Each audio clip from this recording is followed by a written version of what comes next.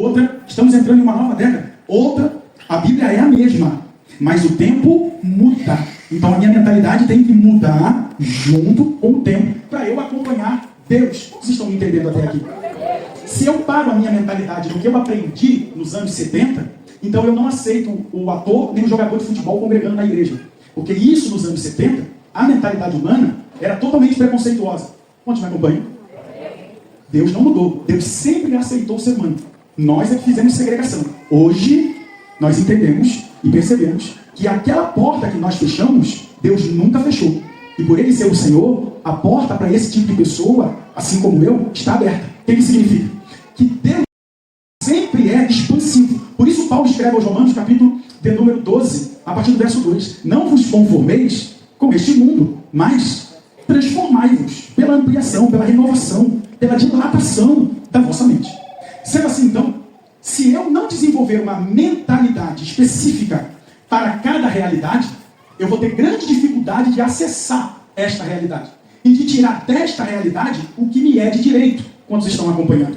Se eu não entendo Deus nos seus princípios e fundamentos, então eu não desfruto de Deus. Se eu não entendo como opera o mundo espiritual, então eu vou sofrer grandes consequências por não entender o mundo espiritual. E se eu não cresço no mundo dos homens, das relações, eu vou ter grande dificuldade de acessar o mundo dos homens. Então, Jesus está falando que a mentalidade correta tem o acesso liberado. Se eu não tiver uma mentalidade atualizada, o meu acesso é impedido. Sendo assim, Jesus continua modelando e configurando, a partir do verso 19, as funcionalidades dessas realidades distintas. Eu queria que você acompanhasse. Primeiro, Jesus fala que o mundo de Deus se baseia em obediência e progressão.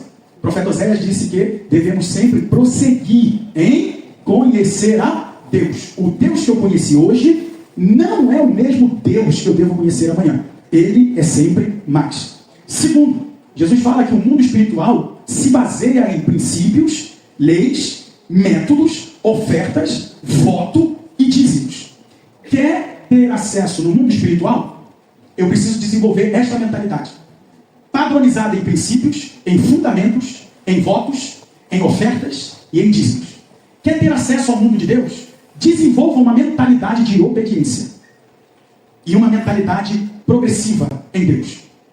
Se eu for obediente a Deus, mesmo não tendo escolaridade, leitura suficientemente acadêmica ou teológica da Bíblia, tempo de anos e anos de servir a Deus, nenhum dom, nenhum talento, eu já tenho um acesso a Deus que pessoas que conhecem a Bíblia teologicamente, de capa a capa, têm dom, têm talento, dinheiro, influência, mas que não obedecem a Deus, não terá.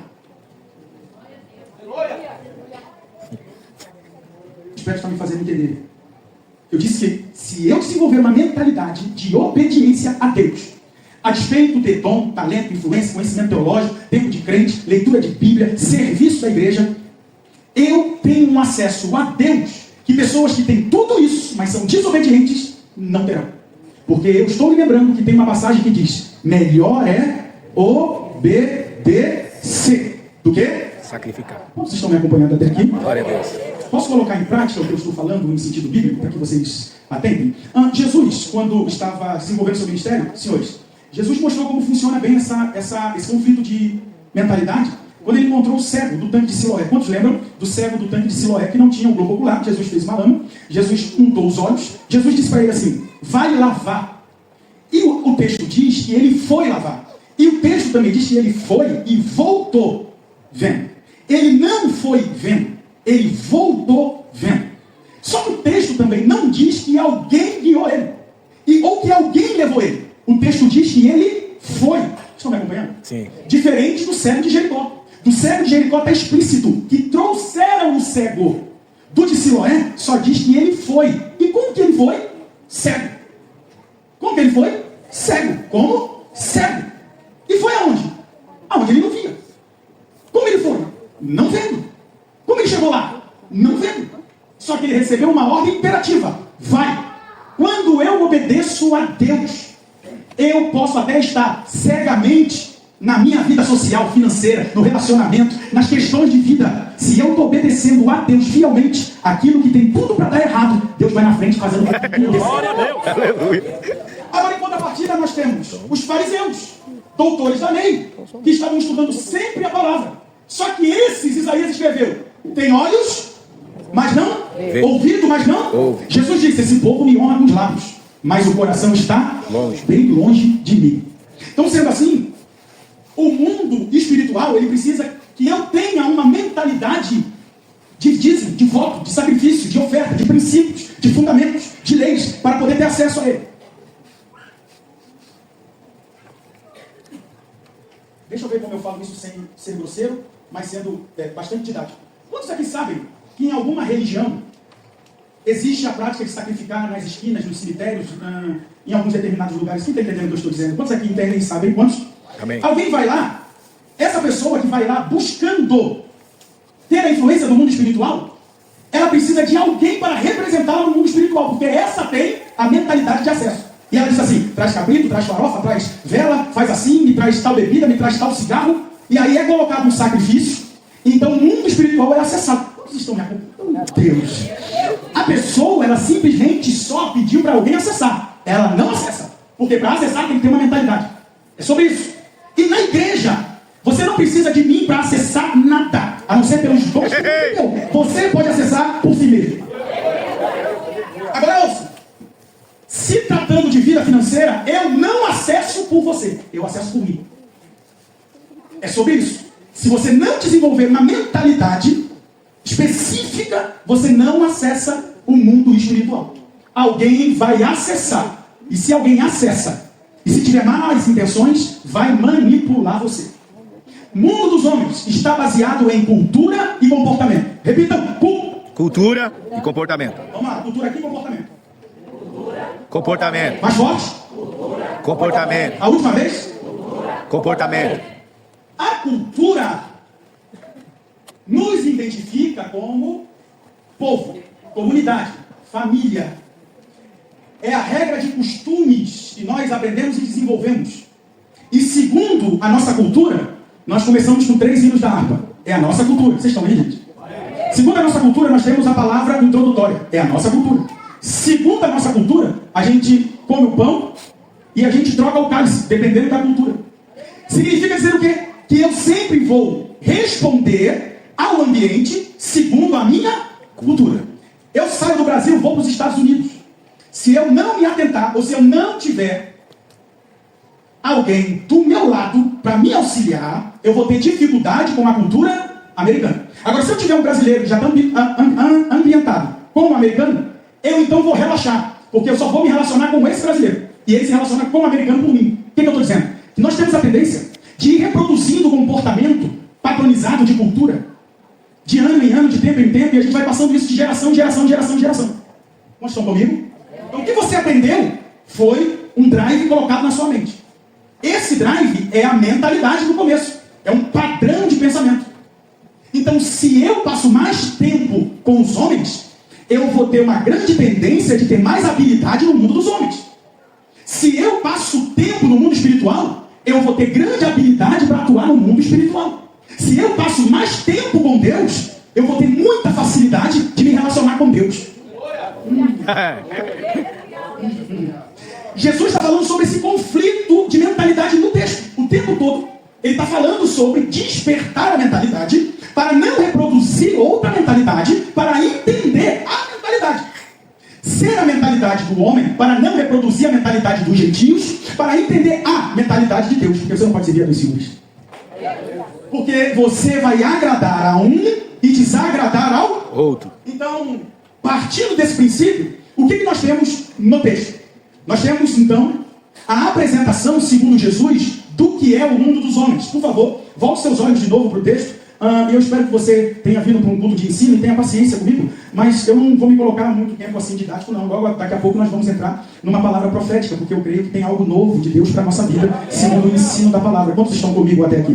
Veja Jesus dizendo, ninguém pode servir a dois senhores, verso 24, porque ou há de odiar um e amar o outro, ou se dedicará a um e desprezará o outro. Não podeis servir a Deus e a Mamon. Veja o verso 25 que agora começa. Por isso vos digo, não andeis cuidadosos quanto à vossa vida, pelo que haveis de comer, pelo que haveis de beber, nem quanto ao vosso corpo, pelo que haveis de vestir. Não é mais a vida do que o mantimento, e o corpo mais do que o vestido? Olhai para as aves do céu, que nem semeiam, nem cegam, nem ajuntam em celeiros, e o vosso Pai Celestial as alimenta. Não tendes vós muito mais valor do que elas? Olha para cá. Jesus colocou 2 princípios que norteiam a economia do reino de Deus. E na economia do reino de Deus, eu e você somos prioridade para Ele. Sua casa é prioridade para Ele, sua vida é prioridade nele, seu casamento, seus filhos, seu almoço, sua janta, sua roupa, seu sapato é prioridade na economia do reino. Por que você está tão ansioso? Você precisa desenvolver uma mentalidade do mundo de Deus, porque no mundo de Deus não tem crise. No mundo de Deus tem mantimento para todo aquele que serve a Ele. No mundo de Deus tem roupa para todo aquele que serve a Ele. No mundo de Deus tem saúde para todo aquele que serve a Ele. No mundo de Deus. Por que você está ansioso? Porque você está desenvolvendo somente uma mentalidade do mundo dos homens. E deixa eu mostrar como funciona o mundo dos homens. Veja o verso.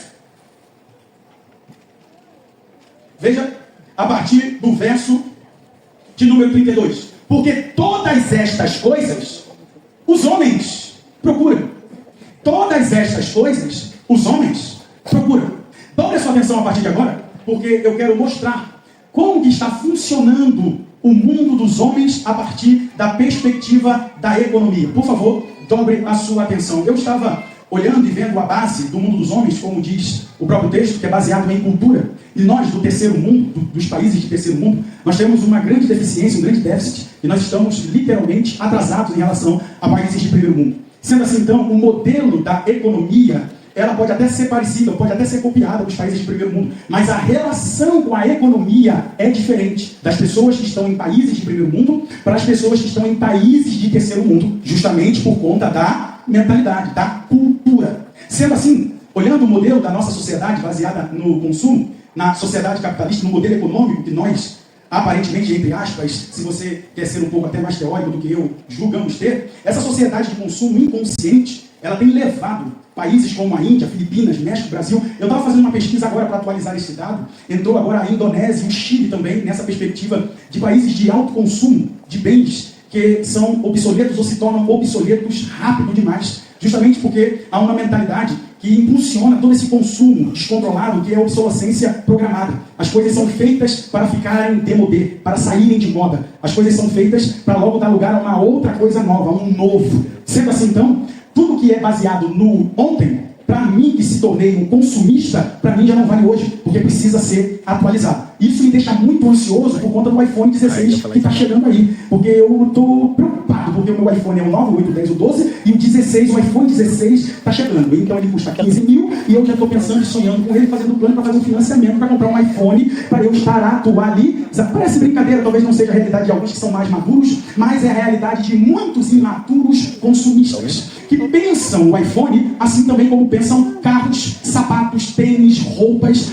alimentação. E a Bíblia está dizendo, não vos andeis ansiosos, não ficais inquietos. É a palavra que eu quero trabalhar, a angústia do consumismo do mundo dos homens. Quando nós pensamos nas lojas de departamento, e o problema não são as lojas de departamento, porque eu já prestei serviço para esse tipo de segmento, e eu sei que no capitalismo precisa funcionar assim. A gente coloca uma coleção, e a gente já está pensando na outra coleção, e na outra coleção, e na outra coleção, justamente para pegar quem? Não para pegar quem tem a mente no lugar, mas é para pegar justamente quem se perdeu na sua mentalidade. Porque você nem acabou de pagar uma coleção e você já está se endividando na Riachuelo, na Renner, na C&A e nas lojas de departamento para ter a outra coleção. Quando você percebe, você tem 50 casacos, você tem 70 pares de sapato, você tem 209 vestidos, você tem 1.500.000 gravatas e você tem 255 milhões de penduricalhos, até que a sua consciência é despertar e você percebe, não preciso de tudo isso. Mas na verdade, você quer fazer uma faxina para tirar o que já tem, para abrir espaço para o que você ainda não tem. E nessa busca desenfreada por consumo, e nós não estamos falando de necessidade, nós estamos falando de exagero, de gastar naquilo que não é pão, justamente o que Jesus está dizendo, não fiqueis inquietos, não perca a cabeça com tanto consumo, porque se você perder a cabeça consumindo tudo que você produz no mundo dos homens, você não terá nada para acessar no mundo espiritual e terá grande dificuldade de acessar o mundo de Deus. Partindo desse princípio, eu queria que vocês olhassem e prestassem atenção de como isso funciona, gerando uma grande angústia de consumo, uma pressão na alma que está dialogando com os nossos desejos. Nunca é o suficiente, nunca é o bastante. Oh Deus, eu sabia que eu ia me enfiar em problema, mas o pastor presidente pediu para eu falar isso. Eu sei que a gente não gosta de ouvir esse tipo de confronto pessoal e íntimo, a gente gosta sempre de ouvir o me dá, me dá, me dá, me dá, mas de vez em quando a gente tem que ouvir, temos que aprender a lidar com muito, porque se a gente não aprender a lidar com muito, a gente nunca vai sair do pouco. Deus tem muito para dar, mas Ele não pode dar muito para quem não sabe lidar com o pouco. Quando eu não sei lidar com o pouco, eu tenho grande dificuldade de acessar o muito. Baseado então nessa sociedade de consumo que me faz pensar toda hora em tirar do que eu tenho para alimentar os meus desejos, eu paro para pensar sobre o que eu tenho para dar para Deus, para acessar o mundo espiritual em Deus. Porque o mundo espiritual, ele é acessado através de oferta, ele é acessado através de um voto, ele é acessado através de sacrifício. Quantos me entendem? Sendo assim, se eu tenho grande dificuldade de fazer, ou de cumprir, ou de estabelecer minha mente nisso, então eu fico impedido de viver isso. Eu não sei se você já leu sobre isso, pode dar um Google rápido aí, se não tiraram, mas se você procurar, você vai achar, porque algumas páginas seguraram essa informação. No ano de 2000 e alguma coisa, a Ivete Sangalo foi processada pelo IBAMA. Talvez alguém já saiba disso. Porque fora visto ela e uma equipe de pessoas no alto do penhasco de uma praia na Bahia, jogando dentro do mar um Golfe zero sem placa. Foi feito o trabalho de bruxaria para Iemanjá na madrugada e ela ofertou um carro. E essa oferta, eu fui apurar, era sobre o carro elétrico do carnaval. Ela estava ofertando um carro para que o carro dela e alguns carros que ela tem sociedade tivesse sucesso na venda de Abadá. Ela jogou um carro dentro do mar e foi visto e o IBAMA a processou. Dá um Google depois, pesquisa sobre isso, não é algo muito difícil de achar, mas como quem é, provavelmente isso já deve ter sido travado, já deve ter sido tirado para que essa notícia não proliferasse. Alguém é capaz de jogar um carro zero no mar de oferta para poder acessar o mundo espiritual? Significa dizer então que se nós estamos tendo grandes travas judiciais, grandes travas de direitos que são nossos, mas a justiça dos homens estão segurando, é porque nós não estamos acessando o mundo espiritual como nós deveríamos. Porque a justiça de um país de terceiro mundo, ou a justiça do sistema, ela está debaixo de uma potestade que rege ela, e essa potestade não gosta de você, essa potestade te odeia.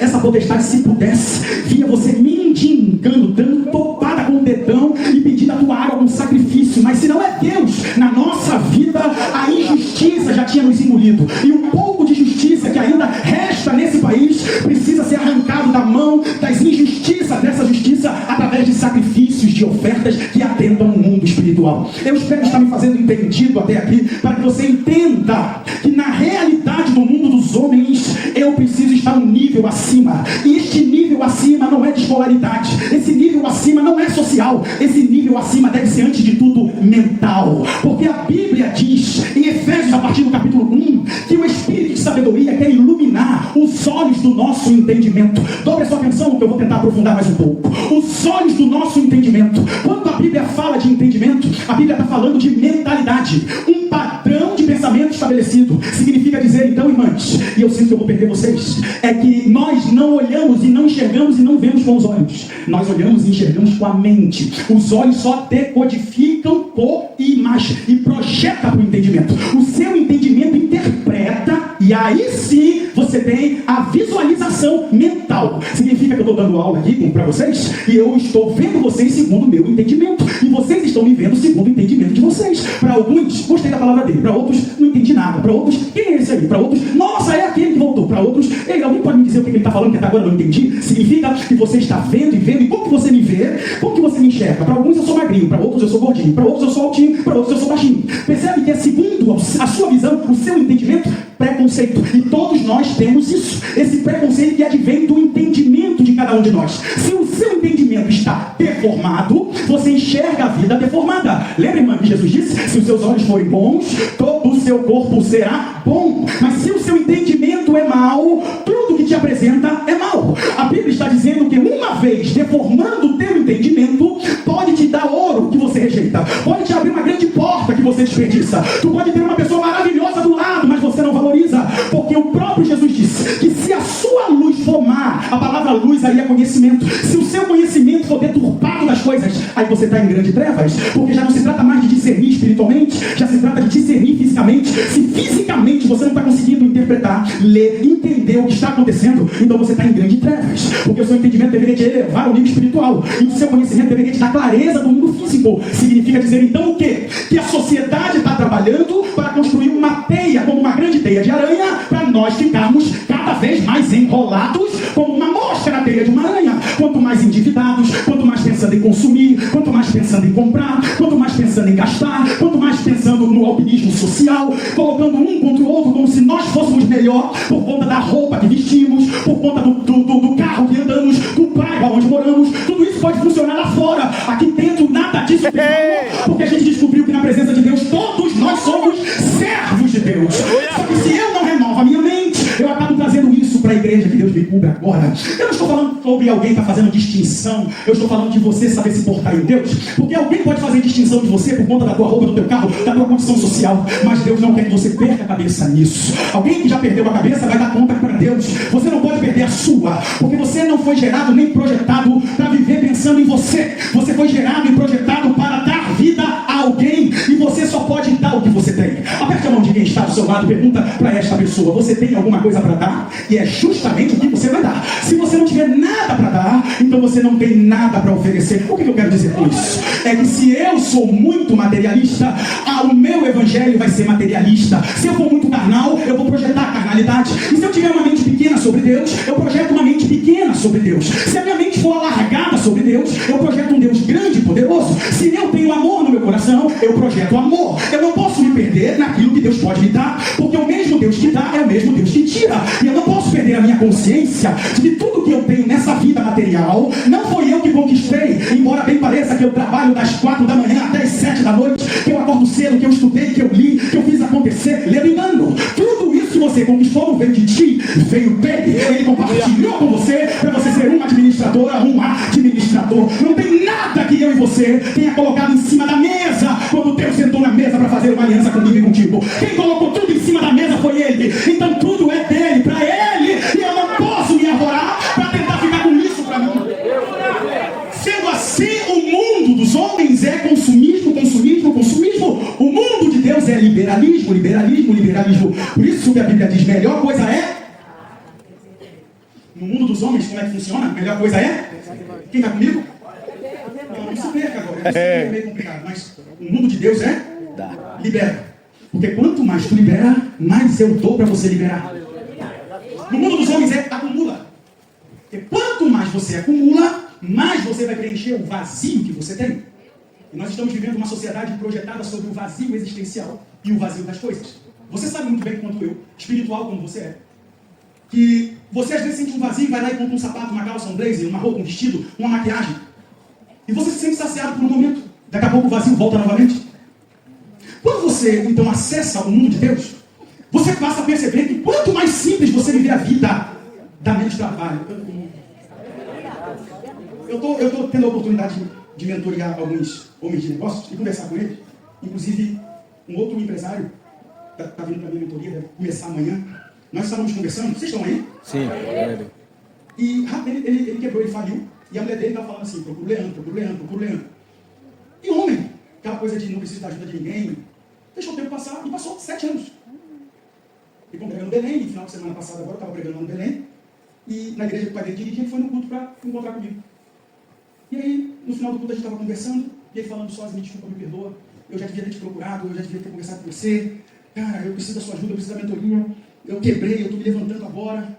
E aí começou a falar. E aí ele falou para mim que chegou o cúmulo de pegar 76 camisas da Tommy, 66 camisas da Tommy, chamou o pai dele em casa e falou assim: pai, leva daqui, 60 ou 76 camisas. É porque eu não estava aguentando olhar para aquilo, eu estava percebendo que, para que tudo aquilo? Palavras dele. E eu pensando comigo: caramba, só eu preciso de 5 camisas para vestir na semana, não por dia. Então, eu fiquei pensando, fazendo a conta, quanto ele gastou na 66 camisas da Tommy? Se tivesse dado isso de oferta, e na próxima quarta eu vou mostrar qual é a oferta de seguro para blindar, talvez não teria quebrado. Aí ele disse: eu ia no shopping com a minha esposa, gastava 1.000. Ia no outro final de semana, gastava 2.000. Pensando assim: segunda-feira eu tenho, segunda-feira eu tenho, segunda-feira eu tenho. Ele trabalha com o Mercado Livre, então tem venda toda hora entrando. E eu falei é o treino que eu quero falar para você aqui agora. Se você quiser anotar, anote isso. No caderno, na Bíblia, no teu coração, na tua mente, no celular, anote isso aqui. Eu só vou dar o conceito. Não dá tempo de eu discorrer, mas anote isso e você vai perceber. E isso é altamente bíblico. Eu disse para ele em cima da conversa, que eu não devia nem ter dito isso para ele. Devia ter vendido minha mentoria primeiro. Mas eu já dei a pancada, já para... Vai salvar a vida dele. A prosperidade é um teste. A prosperidade é um teste. Não é o definitivo. Tem muita gente na igreja com essa mentalidade deturpada, achando que quando Deus me prosperar, é o definitivo da minha vida. Não, não, não, não. É o teste. O definitivo da tua vida é tome cada dia sua cruz e siga-me. É renúncia, é guerra, é batalha, é dificuldade, é tudo desabando na tua cabeça. Pô, faltou amém. Amém. Glória a Você Deus. vê que tá tão enraizado em nós que a gente ouve isso, mas a gente não quer nem ser um amém. Porque a gente está acostumado a ouvir, Deus vai prosperar, sua vida vai melhorar. Vai, mas é um teste, é por um tempo. Glória. Vá seu coração. Porque tem gente aqui que jura que num dia que o dinheiro sobrar, vai ficar alegre, vai ser feliz, vai... Nossa, eu vou para a igreja. Quando você vem menos para a igreja. E Deus prospera justamente para te servir como juízo. Quando tu perder, tu fala assim, nossa, tudo aquilo que eu deveria ter feito, eu não fiz. O que eu prosperei foi só para mim. O dinheiro que Deus nos dá não é para você. Primeiro, o dinheiro que Deus nos dá é para você devolver no altar. E depois para você abençoar alguém. Porque quando você não tem, já está escrito no texto. O pão nosso de cada dia não falta. O vestuário não falta. O cuidado não falta. Começou a sobrar, não é para me entupir. É para eu repartir. Eu vou falar ao presidente. Poxa, presidente, há tanto assunto para eu falar lá, que o povo vai se alegrar. Você não está falando, isso é uma pesquisa aqui com a igreja. Mas, quarta-feira que passada estava mais animado do que hoje, não estava? Acho que é a luz, né? Glória, aleluia! Tem minha irmã que bate em pé ali assim, ó. Hoje, ó. Nossa. Aleluia. Aí se eu pudesse falar, presidente, esse assunto aqui. Ele não é esse. Eu preciso que a minha igreja mude a mentalidade de uma economia dos homens. Pensando no final do mês, no início do mês, na virada de contas. Tudo isso é importante. Mas eu preciso que o povo viva a economia do reino. E a economia do reino, quarta-feira que vem, nós vamos entrar mais a fundo. Ela é diferente da economia dos homens. Porque a economia dos homens, Mamon, ele só vai tomando. Na economia do reino, Deus, quando você acessa, só vai te dando. Vocês estão aqui? Glória. Economia dos homens, você trabalha muito, rende pouco. Na economia de Deus, você trabalha pouco, Deus faz render muito. Eu preciso entrar nessa economia para não viver angustiado, inquieto, preso na mão de agiota, preso em juros de cartão de crédito, preso em rotativo, sempre cobrindo a cabeça e descobrindo os pés, cobrindo os pés e cobrindo a cabeça. Eu preciso mudar esta minha mentalidade. E é justamente o que Jesus está dizendo quando ele vai no 33 dizendo, busque primeiro o reino e a sua justiça. Glória. E as demais coisas, oh, aleluia. Aleluia. Sabe todas essas coisas que os gentios estão trabalhando para ter? Tenha a mentalidade de reino. Busque o meu reino. Priorize o meu reino. E todas essas coisas vos será. Ei, aleluia. Ei, senhores. Glória. Eu vou encerrar aqui. E eu quero convidar você para quarta que vem. Porque quarta que vem nós vamos olhar a falência, se você assim quiser. Toma essa palavra para você. A falência da economia de Faraó na minha e na tua vida. Aleluia. Porque Deus disse ao povo, se prepara para sair. Se prepara para mudar de economia. Fala com uma pessoa, se prepara para mudar a tua economia. Se prepara para mudar sua vida. Você acredita, irmão? Acredita? Glória. Ele falou, prepara para mudar a Aleluia. economia. Vou tirar vocês do Egito. É forte. É forte. Aleluia. Eu vou quebrar a economia do Egito arrancando vocês. Eu creio.